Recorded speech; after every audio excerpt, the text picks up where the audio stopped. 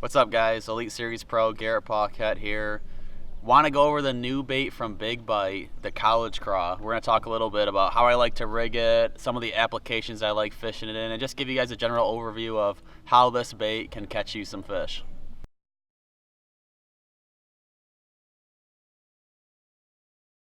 So my favorite way to use this bait here is, personally, I like it on the back of a little finesse jig like we have here. I like flipping it around, dragging it around. And to rig that, what I'll do is I'll bite off a section of the bait just to get it a little smaller, more compact. I'll rig it up on the shank as so. Make sure everything's perfectly straight while you're doing this. Snug it up. Sometimes I'll add a little dab of super glue there if I might be skipping the bait, but most of the times I try to stay away. When you go to a lighter weight with something like a little finesse jig or a flipping jig like I have here, a problem is sometimes you use a trailer that's too big and the bait just really has a tough time getting to the bottom. So that's what I like about this. Everything's pretty slender, compact, like I said, you know, easy in and easy out of the cover, gets in front of the fish's face. Another way, or another two ways that I like to rig this is just flipping, just by itself. I'll rig the craw, you know, put it on a small flipping hook, maybe a lighter weight, 1/4 ounce to a 3/8 ounce weight, and just flip it by itself. Or I'll put it on a jig head. Where I live, we do a lot of smallmouth fishing. We really like using this bait on a jig head, just throwing it out there and just slowly dragging it back on the bottom like you were be fishing a jig or a tube jig, something like that. So my setup for fishing it on this jig like we are today is I'm using a 7.3 to 7.4 foot rod, medium heavy to heavy.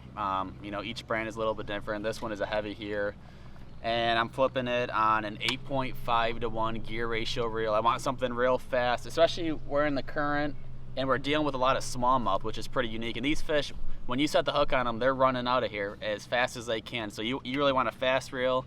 Make sure you can take up the slack, keep tension on the fish.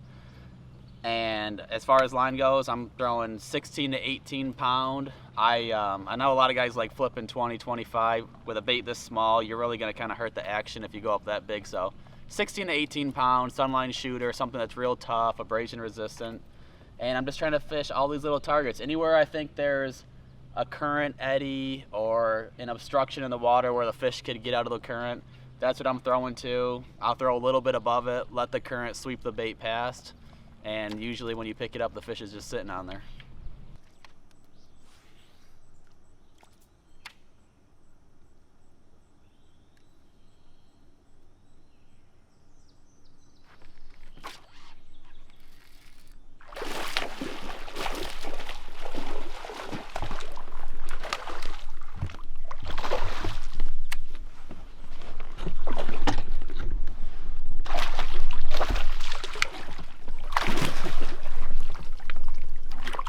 How about that?